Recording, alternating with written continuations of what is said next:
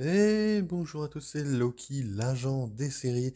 Et on se retrouve aujourd'hui donc pour la vidéo de la critique de la série Loki, évidemment, l'épisode 3, mesdames et messieurs. Écoutez, franchement, je tourne comment dire, la vidéo après la série, c'est-à-dire qu'on est mercredi aujourd'hui. Ça fait 2 jours, du coup, je me remets du stream 24 heures. Et franchement, c'était vraiment plaisant de faire ce stream pour vous. Donc j'espère que c'était cool. La vidéo sortira vendredi à 18 h comme prévu. Et franchement, sachez que c'est cool de reprendre la chaîne correctement. On va même reprendre Instagram correctement parce que j'ai un peu lâché, je suis désolé. D'ailleurs, n'hésitez pas, hein, le lien d'Instagram est dans la description. Et voilà. Ce que je vous propose aujourd'hui, c'est donc de partir explorer l'épisode 3 en... Alors, il n'y a pas autant de parties que d'habitude. Là, j'ai fait 4-5 parties, dont une qui, en fait, m'a donné envie d'en parler. La dernière, c'est un peu prévoir la suite. Je ne faisais pas beaucoup dans les autres, mais j'ai envie de le faire, d'avoir une partie à part, parce que en fait, la suite est très importante, je pense. Donc ce que je vous propose, c'est de commencer tout de suite par la première partie, tout de suite. Ok, donc fallait qu'on parle de la TVA. Parce que là, on a du gros. On a du gros et des théories, et là, franchement, j'ai envie d'en parler. Déjà, on a Sévin, qui est donc la chasseuse qu'on voit au tout début, donc l'espèce de d'illusion de Sylvie, qui montre quand même des résistances à la télépathie. Alors, je sais pas si c'est commun à tous les Minutemen ou les Minutewomen, c'est pas dit, c'est pas décrit, mais c'est cool de voir que même Sylvie n'arrive pas à faire ce qu'elle veut aussi rapidement. On peut voir également qu'après que Ravonna, dans la scène d'après, donc de la TVA, se moque totalement du sort de Loki, hein, il peut crever qu'elle n'en aurait strictement rien à foutre. Un peu déçu. Un peu déçu, ça correspond bien au personnage, hein, bien sûr, Ravonna qui doute de Loki, tout ça, mais j'aurais aimé avoir une scène où Ravonna hésite un peu pour Mobius. Parce qu'on voit que Mobius est sincèrement attaché à Loki, enfin c'est mon point de vue, hein. De mon point de vue, Mobius est sincèrement attaché à Loki, et je me dis, franchement, les gars, Ravonna, t'hésites 5 secondes, tu te dis, ah, Mobius, ça pourrait lui foutre un peu le seum et tout. Et là, non, non, elle a pas hésité, elle a dit, on fait ce que tu veux. Aucun signe d'hésitation, aucun signe de regret. D'ailleurs, en parlant vite fait de Ravonna, est-ce qu'on peut parler de la situation de Loki à la fin de l'épisode par rapport au TVA? Je pense que la TVA ne lui en veut pas. Je veux dire, il a peut-être fui Mobius, mais au final, il a fait quoi? Il est rentré dans le... Il est rentré à la TVA, il est rentré au bercail, hein, entre guillemets, il a affronté la Lady Loki devant Ravonna, donc ça montre qu'il est pas méchant. Enfin, pour eux, ils savent pas encore qu'il a fait alliance avec elle, etc., etc.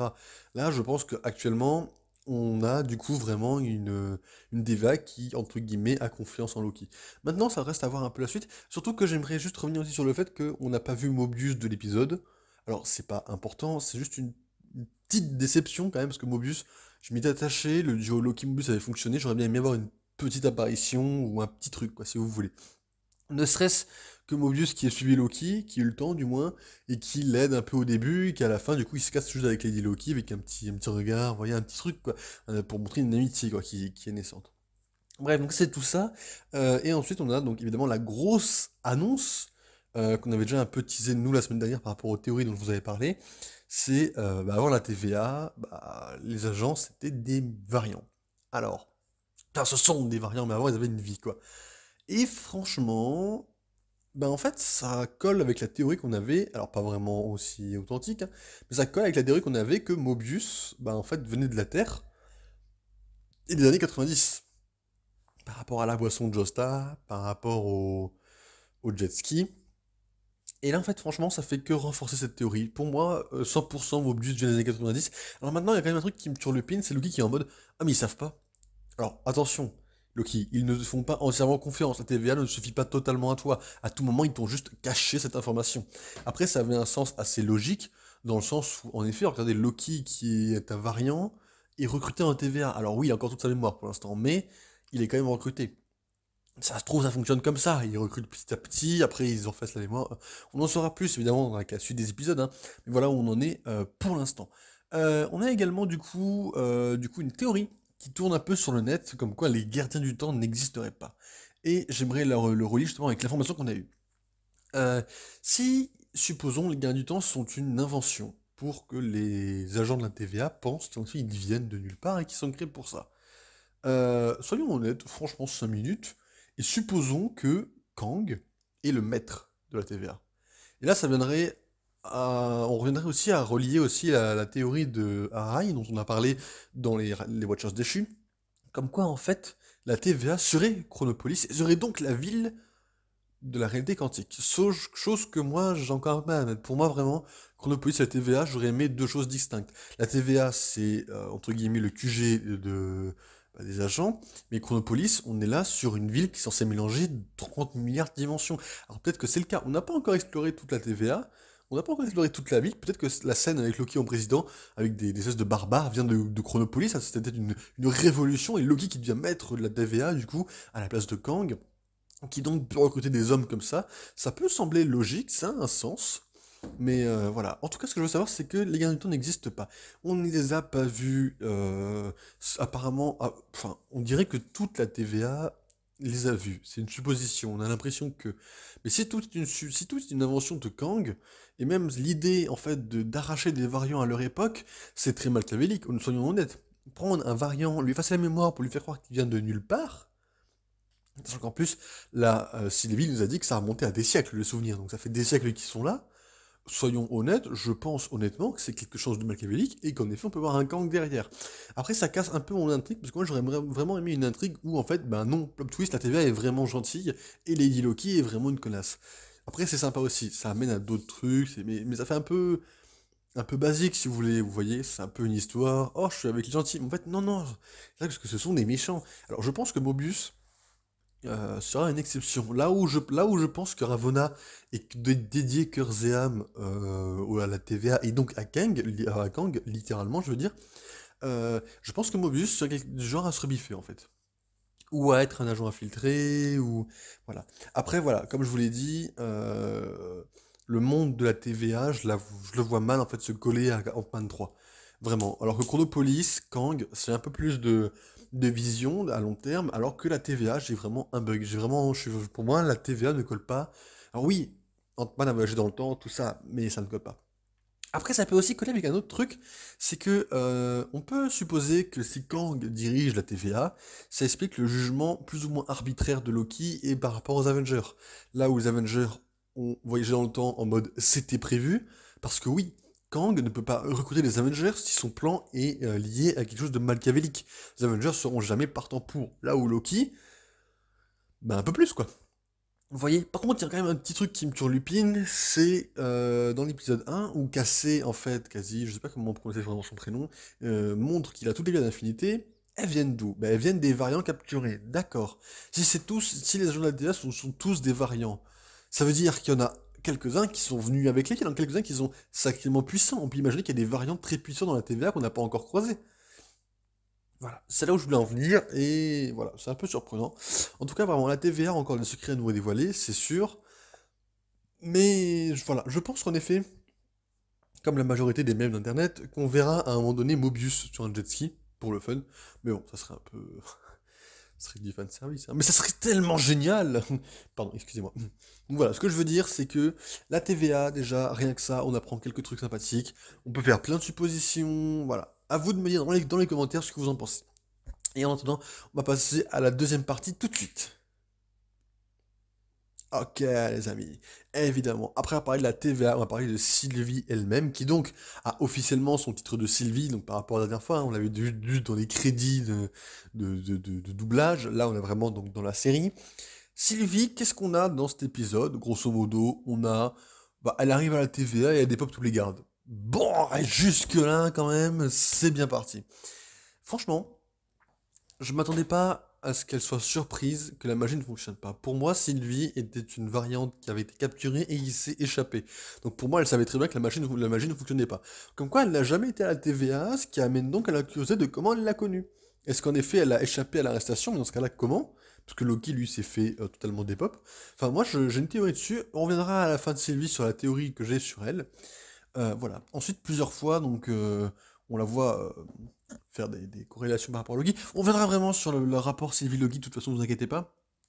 Et j'aimerais juste qu'on parle de ses pouvoirs, donc, qui sont montrés un peu plus en détail, notamment quand elle possède le garde. En fait, elle ne transfère pas sa conscience, juste une partie d'elle. Dans l'épisode précédent, je vous avais dit, ils sont potentiellement deux, parce que quand Loki parle avec la Sylvie qui possède quelqu'un bouge les câbles, en fait, dans l'ombre. En fait, c'est juste potentiellement elle, parce que là, elle a contrôlé le garde sans perdre contrôle de son corps. chose où j'ai été agréablement surpris.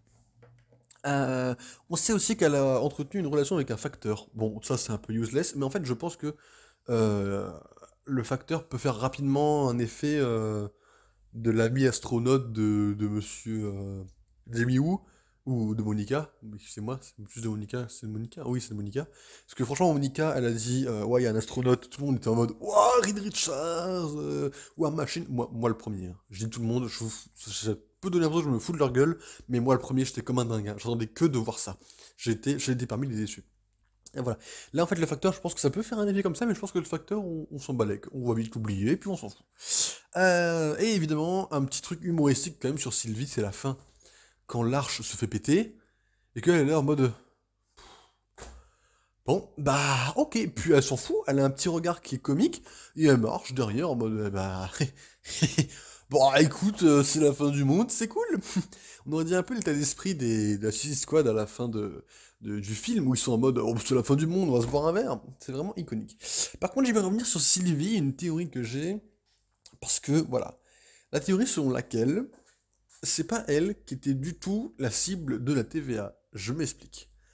J'aimerais qu'on imagine un monde où Sylvie Luncheon, donc l'enchanteresse numéro 2, voit sa mère se faire capturer par la TVA. Supposons.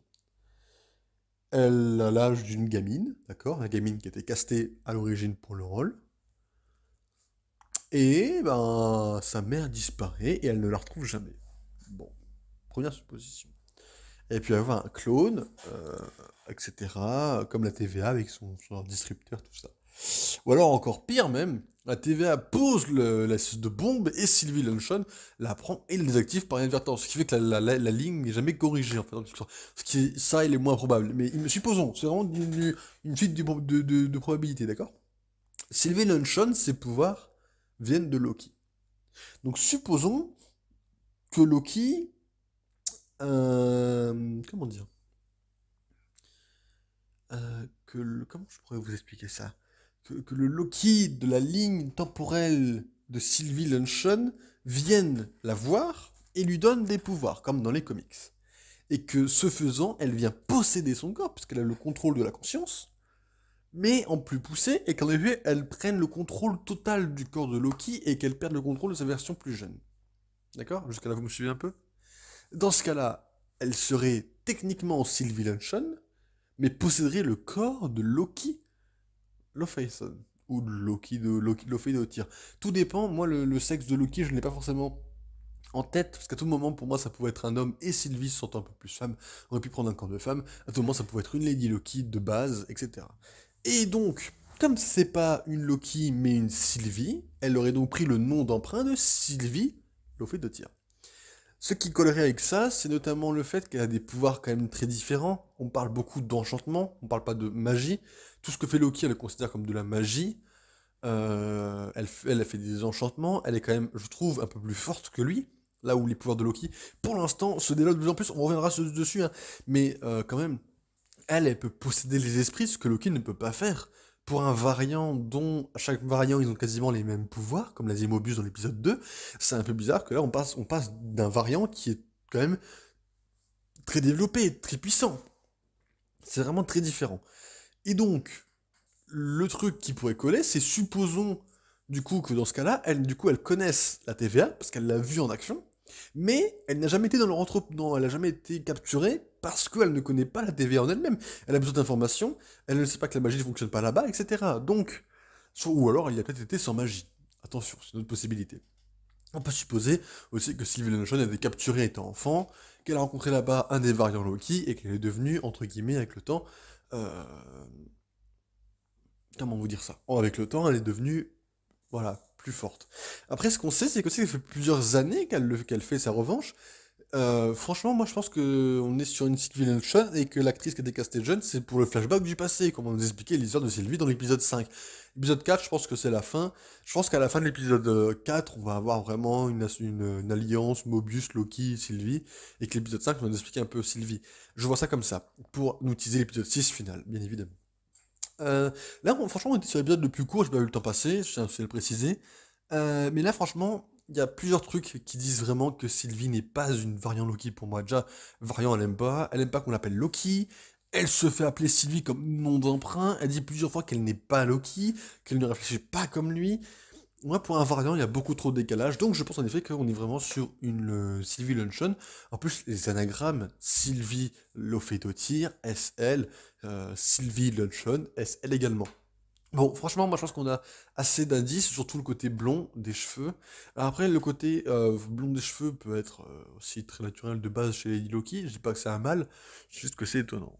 Voilà. Après, on est sur vraiment beaucoup de choses différentes entre les deux, et c'est pour ça que personnellement, c'est pas quelque chose qui me choquerait qu'on me dise que c'est Sylvie Lunchon qui a pris le corps de Loki, etc. Enfin, voilà. Donc, voilà, on en est pour Sylvie. Truc étonnant, information étonnante, je vous donne, et vous donnez vos avis évidemment dans les commentaires avant de passer tout de suite à la troisième partie.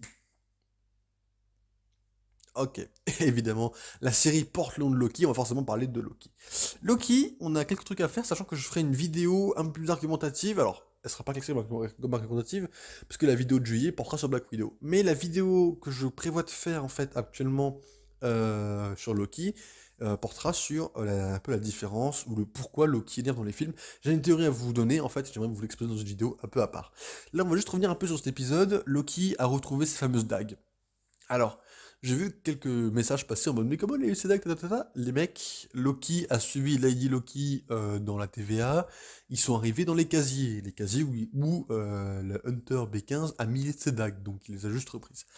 D'où le petit regard dans le casier d'ailleurs, mais ça c'est juste pour ceux qui n'ont pas compris. Sachant que là, Loki, on a des pouvoirs, alors c'est surtout ça qu'on va parler, des pouvoirs qui sont apparus, dont on n'avait pas connaissance avant. Loki peut se TP. Alors oui, se téléporter. Et téléporter des objets. Alors oui, moi je suis un peu déçu d'une chose. Le pad, il ne l'a pas mis dans une dimension de poche comme il a pu faire avec le Tesseract, comme il a pu faire avec d'autres objets comme ses dagues, etc. Il l'a mise dans sa poche. Alors oui, mais pourquoi? Mets-le dans une dimension de poche, mon pote, des crois-moi, tu serais tombé, ça aurait rien donné. Alors, peut-être qu'il ne connaît pas encore l'astuce, ce qui est possible, mais bon. Un peu étonnant, mais on accepte. L'ATP de Loki, quand Sylvie l'attaquait dans la base de l'espèce de planète, la Métis 1, on reviendra dessus très rapidement. Ça m'a un peu étonné, parce qu'on n'a jamais vu Loki se téléporter avant, mais c'est cool qu'il puisse le faire. Ou alors c'était une illusion, mais bon, je pense plus que c'est une téléportation. D'ailleurs, j'aimerais qu'on parle aussi du coup qu'il a fait ça sur la planète Lamentis 1. On ne sait rien de la planète, je ne l'ai vu dans les comics, et je pense, avec regret, que la Mantis 1 est la fameuse, entre guillemets, Vormir qu'on voit dans les bandes annonces. Alors, un peu décevant, non, parce que du coup ça change ça fait un peu d'originalité. D'un autre côté, j'aurais aimé une scène Loki Black Widow sur Vormir, hein, ça aurait été cool. Après, tout n'est pas perdu, on n'a pas encore vu la fameuse scène, je trouve que c'est vraiment Black Widow. Voilà, donc du coup, c'était pas mal. On a également Loki se bat avec de la magie verte. Alors, dans le train, quand il projette le garde, ou alors même dans la ville, quand il lance une espèce de petit pétard vert là. Alors, c'est sympa. Franchement, j'adore que la série se concentre sur le côté magique de Loki. On a un Loki qui se bat avec de la magie, qui se bat de façon rusée. Même quand il parle avec la fameuse grand-mère, enfin, une espèce de, on dirait pas une grand-mère, mais on va dire ça pour que vous voyez tous de qui on parle. En effet, Sylvie, il va de façon plutôt brute, ce que je trouve étonnant. Raison de plus qu'il colle avec Loki. Là où Loki, tous les Loki sont censés être des Loki rusés, fourbes, vicieux, bah Sylvie, elle fonce dans le tas. C'est plus un truc qui ne ressemble pas à Loki. Je pense vraiment que Sylvie, il y a un truc avec Sylvie Lunchon et que ça soit elle en fait, hein. Et voilà. Donc du coup, on a tout ça qui sont mis en place et on a, enfin, franchement, le truc qui m'a le plus épaté, c'est la télékinésie de Loki. On l'a déjà vu dans la série et les films. Film Thor 2, Frigga elle est morte, il se met en colère, etc. Télékinésie passable. Pouf, Loki, dans la série, épisode 2, il amène à lui une espèce de poids qui me fout dans les coups. Bon, télékinésie pas mal. Là, épisode 3, Loki soulève une putain de tour. Une putain de tour. Les gars, Loki vient de passer d'une puissance monstrueuse. Je veux bien, on sait pas mais les métaux de la tour, je m'en fous. Loki vient de soulever une tour qui doit au moins, au minimum, peser le poids de je sais pas qui, de je sais pas combien de personnes. Je veux dire, mettez ça un peu dans les films, je vous assure qu'on a eu un tout autre Loki. Alors, on reviendra un peu dessus sur la vidéo que je sortirai plus tard par rapport à ça, mais soyons honnêtes, ce Loki-là, face aux Avengers, il fait plus qu'un film, hein. Je vous assure. Là, ce Loki-là, il est vraiment... En fait, je trouve que ce Loki-là, en 3 épisodes, vient de surclasser mon avis du Loki des films, en fait. Mais on reviendra dessus parce que j'ai des explications et des théories sur pourquoi Loki est nerfé un peu dans les films. C'est très bizarre, j'ai un esprit tordu, mais vous me donnerez votre avis. Mais voilà, donc du coup, voilà un peu par rapport à Loki, ce sera sur cette chaîne-là, évidemment. Et voilà, donc passons à l'avant-dernière catégorie tout de suite. Ok, évidemment, on a parlé de Sylvie, on a parlé de Loki, on parle entre guillemets du ship. Oui, je cible déjà moi, c'est fini, allez hop, fin de la vidéo, non je rigole. Non, je vais juste revenir un peu sur quelques trucs, notamment le combo dans le train pour rentrer, hein, les deux pouvoirs sont nécessaires. J'aime bien un peu le côté un peu manipulation des deux, et surtout le côté un peu où l'un a forcément besoin de l'autre pour réussir à sortir de la planète. Ça crée une nécessité qui fait que les personnages deviennent intéressants, ils cohabitent ensemble. Le seul petit défaut que je pourrais donner en fait à cet épisode, c'est qu'ils se font beaucoup trop vite confiance. On part d'une relation qui n'arrête pas de se méfier, vraiment. Ils se balancent que des pics, ils veulent se tuer, ils n'ont aucune confiance. Là, dès que ça parle de leur mère, pouf. Ah, ouais. Alors, ça peut paraître cliché, mais ça me fait un peu penser à Batman contre Superman. Martha, c'est ma mère. Blablabla. Bla, bla, bla, bla. Alors, je critique pas la fin de Batman contre Superman, j'ai bien aimé le film, mais ça ressemble beaucoup à ça, et d'un côté, c'est un peu critiquable. Dans le sens où je peux comprendre que la relation mère-enfant avec les Loki, même les plusieurs variants, ça peut fonctionner. Sylvie, si du coup elle a un problème avec sa mère, on veut par la TVA, etc., on peut partir sur un principe de problème, ça fonctionne aussi, mais ça me pose un peu problème que le fait de juste parler de ça, il se raconte les secrets les plus intimes. Alors oui, ça peut aussi être une manipulation de la part de Sylvie, etc., mais il y a quand même une relation de confiance qui s'est instaurée très très vite, malheureusement. Franchement, j'aimerais aussi qu'on parle, qu'il se fasse confiance. La preuve, Sylvie adore. Alors oui, dit comme ça, hors contexte, c'est débile, mais Sylvie adore alors que juste avant on a dit qu'elle dort pas quand il y a des personnes pas fiables autour. Voilà. J'aimerais aussi qu'on revienne du coup très rapidement sur le chant de Loki. Alors, soyons honnêtes, hein. Le chant de Loki, je veux bien. Je veux bien dans le sens où peut-être que c'était une stratégie. Non, non, non, stop. Pour moi, il la drague à 90%. Il lui fait un chant, quand il lui fait un chant très spécial, il est le seul à chanter. Il la regarde dans les yeux et elle, on voit bien. Alors, j'ai pas compris les paroles. Je vais pas vous mentir, je n'ai pas la référence, je n'ai pas compris les paroles, etc. Vous faites ce que vous voulez. Mais moi, le jeu de regard a suffi à me faire comprendre que c'était une musique d'amour pour moi. Alors, dans le sens où peut-être que si c'était vraiment une variante Loki et lui un Loki, ça pourrait faire une relation un peu bizarre, même s'il y aurait double sens avec le fait que Loki est narcissique et ne peut s'aimer que lui-même. Mais bon, passons sur le fait, et moi je pense que c'est vraiment Sylvie Lunchon, et qu'ils ont fait peut-être un petit mélange avec les deux Enchantress pour en faire qu'une et pas embrouiller le grand public. Et puis pouf, on a Loki et Enchantress ensemble. C'est réglé. Moi, c'est une possibilité que je vais étaler maintenant, et ça sera tout pour le duo, parce que pour l'instant, on n'a pas encore énormément de choses à dire à part ça, pour le moment, parce qu'on a parlé un peu des choses dans d'autres catégories. Ce que je vous propose, c'est de parler aux théories sur la fin tout de suite. Bon, évidemment, fallait qu'on parle du prochain épisode, parce que là, on a quand même un cliffhanger assez énorme. C'est-à-dire qu'ils sont en danger de mort, là, quand même. C'est pas rien, ils sont sur une planète qui va se faire exploser par une lune. Elle descend, elle se craque et tout. Alors, il y a plusieurs théories, selon moi, qui peut s'avérer juste. Et la première, enfin les deux premières, c'est Kang. Alors, vous allez me dire, oui, mais Kang, il a dit qu'il serait pas dans la série. Alors, il y a plein d'acteurs qui ont dit plein de choses, et ça, je suis d'accord avec Arag, c'est lui qui l'a confirmé, et ça s'est quand même produit. Bon, après, c'est clair que l'acteur de Kang va pas dire, je suis dans la série, ça serait un peu spoilé aussi. Mais bon, supposons, deux possibilités. Première possibilité, Kang contrôle la TVA, et il a besoin des Loki, quand il voit qu'ils foutent le bordel, parce que Kang maîtrise le flux temporel du coup, il voit que les deux Loki foutent le bordel, mais il les veut du coup dans son armée, et du coup il envoie la TVA les chercher. Première possibilité.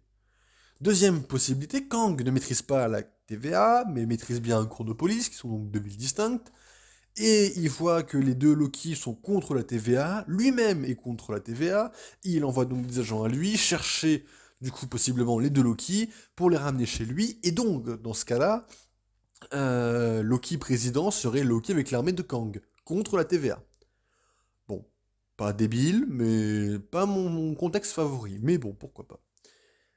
On peut avoir également une troisième théorie, c'est la TVA, tout simplement, qui vient les chercher, sans parler de Kang, sans parler de machination débile, juste la TVA qui tombe là au bon moment. Alors, Pour de multiples raisons, hein, des recherches qui sont tombées justes, des théories, des agents de TVA infiltrés dans le coin, peut-être une petite variation temporelle, le fait qu'ils ont sauvé un homme en l'expulsant du train, alors que non, il devait mourir, enfin plein de trucs débiles qui peuvent arriver. Euh, on a également en quatrième théorie une tierce personne.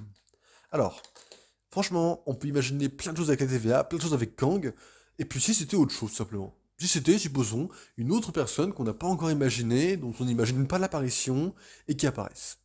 On est en 2077 sur une planète inconnue, ça peut être un gars de la galaxie, ça peut être un Nova Corps, ça peut être un membre de l'Ordre Noir, ça peut être n'importe quel personnage, de préférence dans l'espace, qui vienne les sauver. Ça serait surprenant, mais pourquoi pas. Faut quand même après tout comprendre.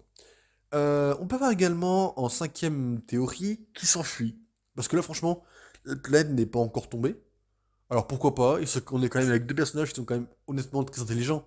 On peut en dire ce qu'on veut de Loki et de Sylvie, hein, mais pour moi, c'est quand même considéré comme très intelligents. Pourquoi pas trouver une autre façon de s'enfuir, ou une planète ou une navette secrète, privée, ou quelque chose. Ou alors, sixième théorie, bah, il meurt. Alors, oui, dit comme ça c'est bizarre, mais soyons un peu réalistes.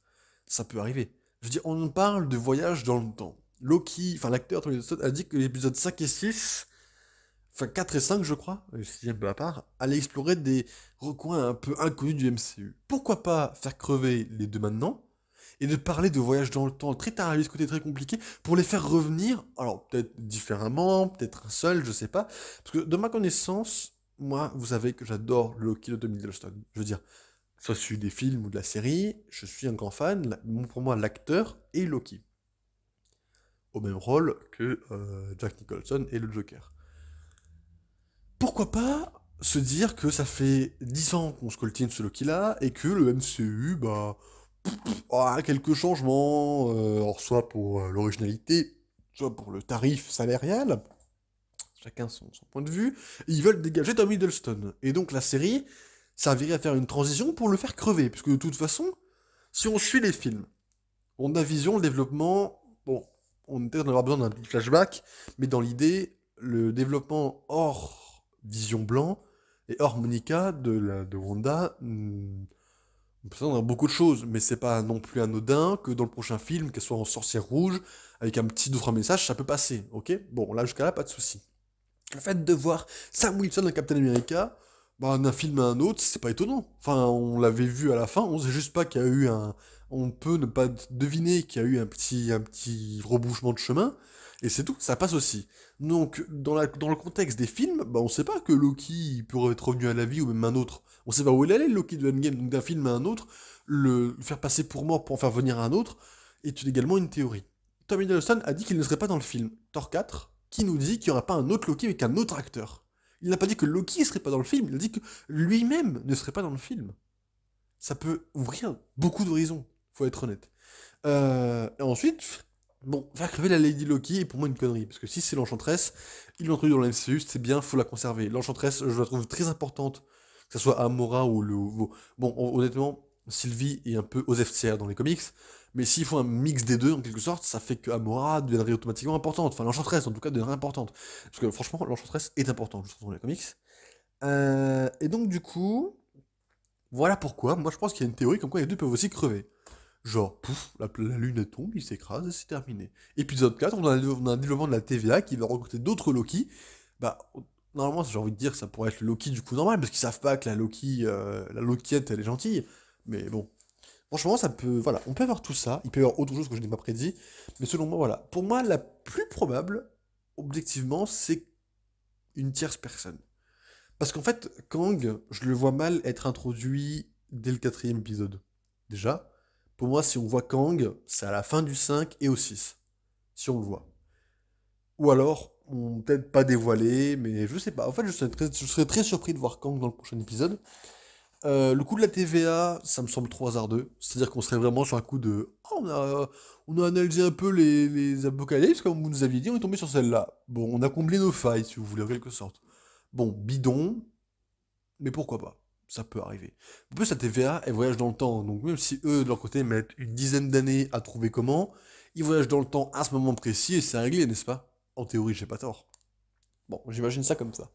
Après, le coup de il s'enfuit tout seul, oui, ouais, pourquoi pas, mais est-ce que c'est... Parce que là, on en est de la Lune, quand même, c'est tellement bas, hein, ce serait un peu compliqué non, de s'enfuir tout seul, je trouve. Et puis après, le coup de il meurt, ce serait pas débile, mais... Je sais pas, si ça avait été le cas, j'aurais bien vu ça comme cliffhanger de cet épisode-là, en fait. Voilà, juste pour vous dire ça. J'aurais bien vu comme cliffhanger de cet épisode-là, en mode, ouais, bah pourquoi? On serait tous là en mode, oh, ils sont morts, etc. Bon, voilà, voilà. Bah écoutez, franchement, vous savez quoi? C'est littéralement un calvaire de d'attendre mercredi prochain. Si vous voulez, en fait, moi, vous savez, les choses qui me plaisent comme ça, je les compte en événements. C'est-à-dire que je compte le nombre d'événements que j'ai à faire avant d'arriver à la date butoir. Parce que là, avant mercredi, j'ai quoi? J'ai le live de Croco à regarder, mes vidéos à préparer, et quelques trucs administratifs de mon côté privé à gérer. Bah ouais, mais tout ça, c'est avant Loki. Donc c'est-à-dire que je fasse, entre guillemets, toutes ces épreuves pour arriver à Loki. Et encore, même pas à la fin de la saison. Un épisode en plus, il en restera encore deux. Je vous jure que c'est horrible l'attente que j'ai. Je suis vraiment hypé par cette série plus que tout le reste. Et franchement, sans aucune hésitation, cette série est meilleure qu'Agent of Shield. Et Agent of Shield est juste derrière, hein. Faut pas se mentir, hein, elle est pas descendue très bas. Il se colle vraiment pas loin, mais Loki est meilleur pour moi, parce que je suis bien plus fan de Loki que du reste. Et que la thématique me plaît plus, la façon dont la série est tournée me plaît plus, le côté magique de Loki développé me plaît, mais à un côté, mais vous pouvez même pas imaginer à quel point je suis content. Et la relation Loki-Mobius développée en deux épisodes me hype déjà. Alors franchement, Agent of Shield m'a beaucoup hypé et j'adore cette série, mais voilà, Loki est meilleur selon moi. Donc voilà, voilà. Écoutez, ce que je propose, c'est qu'on se retrouve du coup mercredi pour la vidéo du jeu de combat sur ma chaîne principale. Et puis voilà, la semaine se passera normalement, et puis à voir comment, hein, et puis voilà. Donc on se retrouve sans souci dans la semaine prochaine, et d'ici là, bye bye. Allez, ciao ciao.